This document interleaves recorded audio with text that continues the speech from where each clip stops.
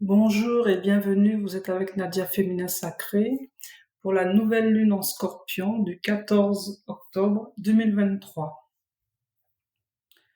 Alors concernant les énergies générales du signe du Scorpion, le signe d'eau, c'est un signe d'eau fixe gouverné par Mars et Pluton. Le Scorpion est un signe avec une énergie intense et profonde, spirituelle, extrasensorielle, médium. Son énergie est subtile, à la frontière du réel et de l'imaginaire. C'est à travers la sensualité révélée dans les énergies de la Balance qu'elle peut embrasser sa dualité, expérimenter et la transcender. Associé au désir, à la sexualité, à la mort, à l'argent et à la transformation, c'est le signe des alchimistes, des grands guérisseurs et des clairvoyants. Ils savent intuitivement sonder l'âme et le cœur pour déceler le mensonge et la vérité. Le plus grand challenge pour le Scorpion, c'est d'accepter et d'assumer son côté obscur, sa différence et son pouvoir personnel. Mal aimé ou craint, sa capacité à détecter le mensonge et sa force naturelle sur les éléments, sur la force des éléments, lui confèrent une autorité intérieure puissante, pourvu qu'elle en soit consciente, pourvu qu'elle soit consciente de sa force, de ses capacités et de son pouvoir de transformer les énergies et la réalité. C'est l'énergie du Scorpion qui nous permet de transformer notre vie, notre réalité et de guérir, de donner et de recevoir avec justesse. C'est avec son énergie que l'univers teste notre niveau d'équilibre intérieur. Cet équilibre que nous avons demandé avec la Balance est vérifié et confirmé avec le Scorpion. C'est grâce à cet équilibre que nous pouvons faire notre shadow walk, notre travail intérieur, dépasser nos peurs, transcender nos blessures de l'âme et renaître de nos cendres. C'est avec l'énergie du Scorpion que nous conquérons notre lumière intérieure pour la faire émerger de l'intérieur vers l'extérieur. C'est avec l'énergie de Mars et de Pluton que cette transmutation peut se faire pour devenir une réalité concrète et tangible. Donc, le Scorpion est en miroir avec le Taureau sur un axe eau et terre. Donc, cela nous donne une indication que c'est plutôt une énergie lunaire et donc de création et de transformation. Liée à la maison 8 en astrologie, on parle de mort, de renaissance, de sexualité, d'argent, de spiritualité et d'ésotérisme. En miroir avec le Taureau, le Scorpion possède une énergie très intense. Il peut être attiré par les domaines de l'occulte ou par comment gagner beaucoup d'argent. Il a des dons de guérisseur, de médium, et c'est naturel. Donc, son intuition, tout ça est super développé. Il s'équilibre notamment en transcendant ses émotions. Donc ça, c'était pour un petit peu comprendre quelle est l'énergie du Scorpion pour pouvoir justement appréhender cette nouvelle lune. Donc la nouvelle lune en Scorpion est une invitation à la transformation sur tous les plans, donc spirituel, psychique, mental, émotionnel, astral et matériel. C'est aussi une énergie propice à la croissance et à l'expansion dans le domaine matériel, donc tout ce qui est rapport avec la richesse. C'est le moment de tout mettre sur la table pour faire le tri, la séparation entre l'ancien et le renouveau à venir. On passe tout en revue. La spiritualité, son identité, qui on veut être, qui on ne veut plus être, qui on veut dans son cercle intime et relationnel, que ce soit au niveau de la famille, des amis, des proches, des collègues, et aussi tout ce qu'on veut avoir, posséder, qui on veut dans sa vie, quel type de partenaire, ce genre de choses. Il s'agit avant tout d'être vrai et authentique avec soi-même.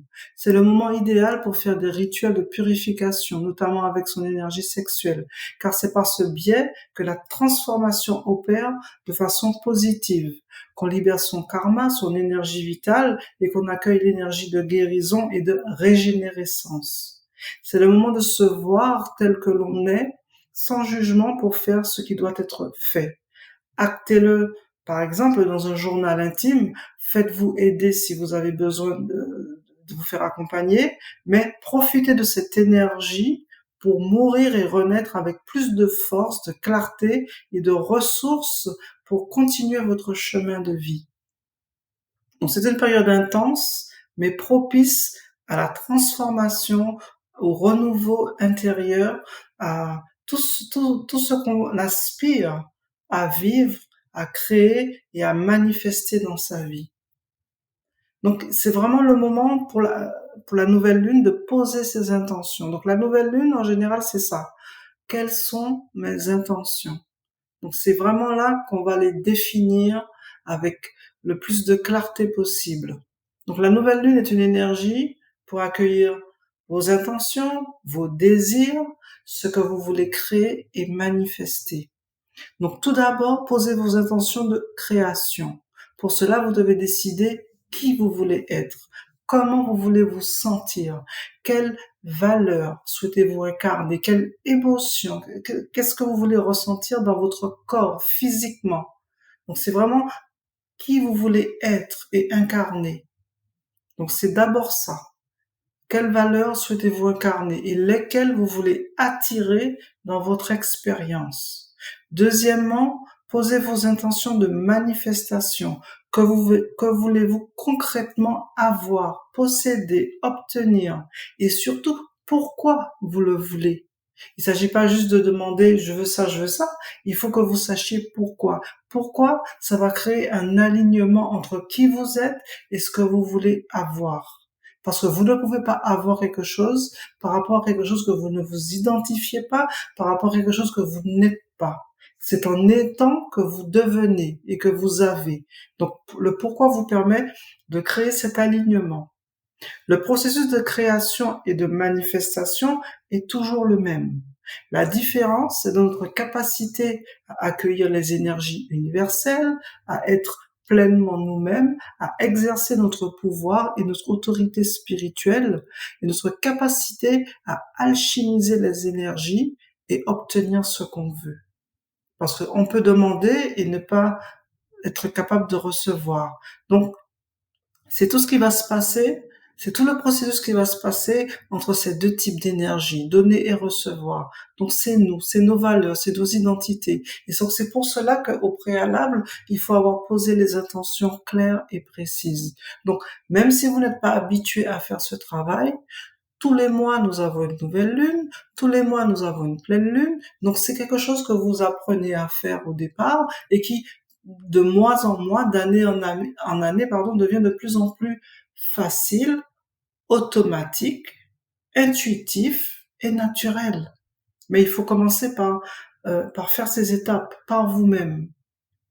Donc, on ne peut se départir de nos peurs, de nos faiblesses, de nos doutes, de nos blocages inconscients, de nos mécanismes d'autosabotage, de notre karma individuel et transgénérationnel, du contexte collectif dans lequel nous créons et évoluons.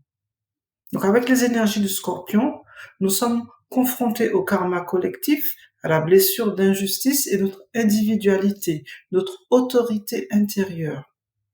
Donc, il s'agit de faire un pas de plus vers l'énergie collective du Verseau qui demande la souveraineté et la pleine autorité spirituelle.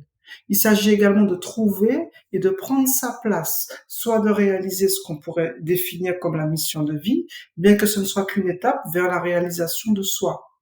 Le signe du Scorpion nous permet cela. Donc, prenez votre place, décidez, et donc ça commence par poser ses intentions, c'est la base. Et ensuite, c'est tout un processus qui va vous amener à, à, à incarner qui vous êtes avec force et autorité. Quand je parle d'autorité spirituelle, c'est je sais poser une intention, je sais ce que je veux ressentir, je sais ce que je veux, et ensuite je fais ce qui doit être fait pour que je puisse manifester tout cela dans ma réalité.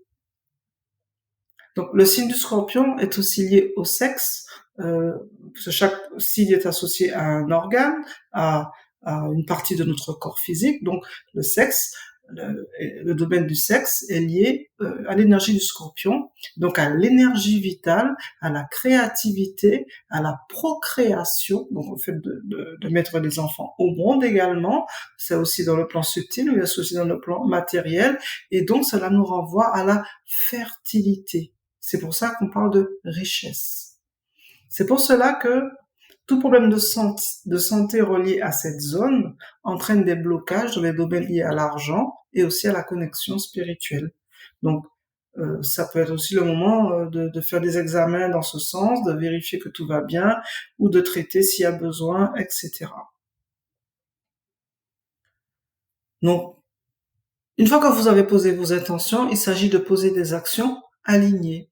Donc avec le scorpion, c'est le moment d'exploiter vos dons psychiques, vos capacités extrasensorielles, d'exercer vos talents naturels et de développer votre créativité, ou en tout cas d'explorer, de mettre en pratique et de faire des choses concrètes, tout simplement. Travaillez aussi votre magnétisme, utilisez les oracles, le pendule, la radiesthésie, apprenez le tarot, bref, tout ce qui vous permet d'éveiller vos capacités à lire l'invisible et développer votre intuition. Car ne voyez pas toutes ces choses comme des choses de bonne femme, il y a toujours un but à cela. C'est de lire, la capacité de lire l'invisible avec clarté, de recevoir les messages avec clarté, de les interpréter avec clarté et de poser des actes alignés. Donc, pratiquez aussi la méditation consciente pour apprendre à entrer en vous-même, à explorer vos mondes intérieurs. Ça vous aide, cette énergie scorpion, c'est vraiment cette capacité de rentrer à l'intérieur de soi. Donc, la méditation est un exercice pratique pour cela. Cherchez aussi à entrer en contact avec votre animal totem, avec vos guides des éléments du monde minéral, végétal et animal. Tout cela fait partie de vos corps subtils, de vos corps, de vos différentes structures énergétiques. Donc, tout cela a pour but de vous permettre de vous connecter à votre énergie spirituelle le plus naturellement possible. Donc, au départ, ça peut être un exercice, ça peut être un effort, ça peut vous demander une certaine discipline, mais tout s'acquiert par le temps. Donc, il s'agit pour cela, il s'agit de devenir de plus en plus libre et autonome. Donc, il faut juste vous donner du temps pour pratiquer, mettre en pratique, avoir vos propres feedbacks, vos propres ressentis. Vous pouvez aussi commencer à vous individualiser dans vos pratiques, pour savoir ce qui vous correspond, ce qui vous correspond pas. Telle énergie n'a pas forcément d'effet sur vous, telle énergie vous correspond mieux, ce genre de choses. Donc c'est en pratiquant, c'est en testant, c'est en essayant des choses que vous allez vous affiner dans vos sens, dans vos perceptions et dans ce que vous êtes. Et donc je disais, ça vous demande du temps, de la pratique, de la discipline et surtout de la bienveillance et beaucoup d'amour. Et tout cela chaque jour. Et donc c'est tout un processus qui vous amène vers votre liberté, vers votre souveraineté intérieure. Donc pour rester dans l'énergie du scorpion, ça peut être de pratiquer des exercices d'ancrage et de respiration, d'harmoniser les chakras racines, sacrés, plexus solaire et troisième œil. Les énergies doivent circuler de façon harmonieuse entre vos chakras yin inférieurs et supérieurs. Vous pouvez travailler avec la tourmaline, le charbon de bois, la cornaline, et le lapis lazuli. Par exemple, je pourrais vous recommander un bain de sel. Donc, purifiez votre lieu de vie avec du charbon et donc de l'encens de dragon que vous pouvez soit faire brûler et vous passez ça dans votre lieu de vie pour absorber les énergies toxiques. Ensuite, vous aérez vos lieux de vie, vous aérez pour disperser les énergies, pour amener une forme de purification et de clarté. Après, vous pouvez faire un rituel pour purifier votre énergie sexuelle. Donc, vous créez un cercle avec du sel, un cercle dans lequel vous allez pouvoir vous allonger. Donc, il faut que ce soit d'une certaine envergure. Vous placez une bougie à l'intérieur que vous allumez en conscience et vous demandez à ce que la lumière, la flamme, la bougie représente en quelque sorte la lumière. Donc, demandez à cette bougie de vous protéger durant le rituel. Donc, vous vous allongez sur le dos. Vous prenez 3 charbons. Vous savez, les charbons qu'on utilise pour brûler des résines, de l'encens, ce genre de choses. Vous placez un sur votre centre sacré, entre le nombril et le pubis, donc au niveau du chakra sacré, un sur le thymus au niveau du chakra du cœur, et un entre les 2 sourcils au niveau du troisième œil. Et donc vous faites tout cela en posant vos intentions, celle de purifier votre énergie sexuelle, de restaurer votre énergie en vous libérant des énergies toxiques, des énergies qui ne vous appartiennent pas, notamment de vos anciens partenaires. Et donc vous faites ce rituel en conscience, en demandant la purification. Vous le faites après avoir pris le bain de sel de préférence, et vous pouvez mettre une musique, par exemple le son Om, et vous faites ce rituel en conscience. Vous demandez la purification de votre énergie sexuelle. Donc le charbon a cette propriété d'absorber les énergies. Donc si vous placez vos intentions, c'est encore mieux. Donc une fois que vous aurez terminé votre rituel, vous allez brûler les 3 charbons, vous allez enterrer la cendre quelque part dans la terre, ou vous les jetez dans les toilettes. Il faut éviter de les toucher avec vos doigts. Vous pouvez ensuite, après ce rituel, faire une offrande de fruits, de fleurs quelque part dans la nature, ou aller donner ou faire un don d'argent à l'association de votre choix. Il faut marquer, sceller cet acte par un don en argent, puisque nous sommes dans la saison du Scorpion, c'est approprié. Ensuite, remerciez les guides des 4 éléments, vos guides personnels qui vous auront accompagné pour ce rituel. Donc, idéalement, vous pouvez le faire autour de la nouvelle lune, 3 jours de suite, ou une fois tous les samedis pendant la saison du Scorpion, comme vous le sentez. Vous n'êtes pas obligé de le faire. C'est une proposition que je vous fais par guidance automatique. Moi, j'ai déjà fait ce travail de purification, je l'ai déjà fait par le passé, et c'est très très efficace. Donc vos intentions doivent être claires. Vous êtes en train d'agir, vous préparez les choses, vous allez chercher les éléments, vous êtes déjà en train de faire le rituel, vous avez déjà commencé votre rituel. Ensuite, quand vous posez l'acte, qui est comme une écriture magique, donc vous le faites tout simplement en étant dans une disposition d'accueil et d'humilité. Ça, c'est le plus important, d'être dans un état d'être d'humilité, car vous êtes en demande, et donc si vous sentez que le travail n'est pas suffisant en le faisant une fois, donc vous le répétez plusieurs fois si nécessaire. Donc voilà ce que je voulais vous proposer pour la guérison, pour le travail avec les énergies du Scorpion. Vous pourrez éventuellement faire ce rituel aussi à la pleine lune en Taureau, même si euh, ça peut être approprié de l'avoir fait au moins une fois avant. Donc maintenant pour la guidance, pour la nouvelle lune du 14 octobre. Le 14 octobre, on est sous le signe du 22. Donc en numérologie, on regarde le jour en termes numérologiques de cette date. Donc c'est un jour 22, donc un maître nombre qui annonce une fin et un recommencement. Donc on est clairement dans une fin et un nouveau cycle au niveau collectif. On entre dans une nouvelle étape dans la transition vers l'ère du Verseau. Pour beaucoup d'entre nous, il y aura des changements importants dans la façon de voir la réalité, de relationner avec les autres, d'échanger, de travailler et de consommer. Il y aura un début de transition dans notre rapport à la spiritualité. Beaucoup se détourneront de la fausse spiritualité en décidant de vivre un jour après l'autre du mieux qu'ils peuvent. Certains changeront de voie spirituelle, d'autres entreront dans leur processus d'ascension intérieure en suivant leur propre voie, leur propre autorité. Il y aura beaucoup de désillusions et aussi beaucoup de révélations qui entraîneront un réveil encore plus massif. Ce nouveau cycle s'étendra sur environ 3 ans pour entrer dans une phase d'accélération par la suite. Donc, comme toujours, mon meilleur conseil est de vous protéger, de protéger votre énergie des êtres en quête d'énergie de votre âme. Ils sont légion et aujourd'hui, ils ne se cachent même plus. Donc, seuls ceux qui sont toujours pris dans la maya, dans la fausse illusion, risquent de se faire prendre et malheureusement, ils sont encore nombreux. Donc, ne prenez aucune décision qui engage votre souveraineté, votre dignité. Donc, vous protégez votre intégrité spirituelle et votre âme.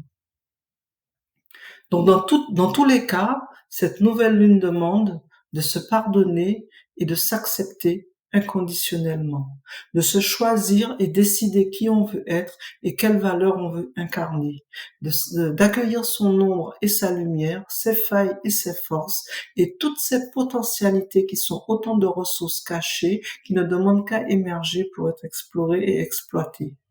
Assumer ses dons et ses capacités, que ce soit la télépathie, les dons parapsychiques, médiumniques, quels qu'ils soient, pour redevenir des êtres entiers et souverains. Oser demander aussi, oser demander et recevoir la richesse qu'on mérite, oser briller et illuminer sa vie. Donc c'est vraiment un message fort pour cette nouvelle lune, car on est dans un début de cycle, donc il faut poser des intentions fortes, des désirs de création et de manifestation fortes. Et pour terminer, donc le message d'Isis pour la nouvelle lune en Scorpion, donc comment dirais-je, sans surprise, le temple de la noire obsidienne. Donc on sait très bien que l'obsidienne est appropriée pour justement purifier euh, le karma notamment, et pas seulement. Donc Isis nous invite à la guérison intégrale, la guérison karmique en coupant les liens avec les énergies du passé qui entravent notre liberté d'être, en coupant les liens avec les partenaires de vie, en purifiant notre énergie sexuelle, en coupant les liens avec les relations qui ne nous permettent plus de progresser et nous aident à nous dépasser, en comprenant que parfois, pour progresser, nous devons quitter notre cercle actuel ou intégrer un cercle de niveau supérieur pour progresser davantage nous-mêmes, en plongeant dans nos propres blessures pour découvrir le joyau de notre âme et renaître, tel l'enfant solaire divin. C'est une façon de nous rappeler qu'on ne peut pas aller au paradis sans traverser et triompher de l'enfer. C'est par l'amour inconditionnel, la force du pardon inconditionnel que nous pouvons nous aimer, nous pardonner, guérir et retrouver la joie et goûter au nectar divin. Et enfin, dernier message du chemin de l'étoile. Nous avons la carte 29, la réalisation concrète. Je réalise mon but d'incarnation. Donc vraiment, c'est vraiment ça, hein, c'est vraiment ça le message de fin. Nous sommes invités à transmuter tout ce qui nous bloque ou nous empêche de réaliser notre mission de vie. Il est temps de redéfinir qui on est et pourquoi nous sommes là. Contrairement à ce que beaucoup disent, que si nous sommes incarnés, c'est parce que nous avons encore du karma à nettoyer. Cela est vrai en partie. Certains sont là pour soutenir leur famille biologique, leur famille spirituelle, le règne minéral, le règne végétal, le règne animal, d'autres pour faire évoluer le système, soit par l'effondrement, soit par la reconstruction. Il y a ceux dont la mission se déroule sur Terre au moment de l'incarnation, d'autres dans le monde spirituel après la mort, car la mort physique n'est qu'un passage. L'essentiel se passe dans les mondes spirituels, n'oublions pas. Il y a aussi ceux qui sont là pour des plans supérieurs divins, pour préserver certaines âmes porteuses de semences pour le futur, pour aider à planter certaines graines qui germeront dans un futur plus ou moins proche. Quoi qu'il en soit, chacun a un rôle et une fonction à jouer avec ce qu'il est et ce qu'il a, sans pour autant chercher de justification ni de validation. C'est au-delà de l'entendement humain. Prenez votre bâton de pèlerin et avancez un pas après l'autre. Tout est en ordre de marche. C'est le message que j'ai reçu. Ce sera le message de fin.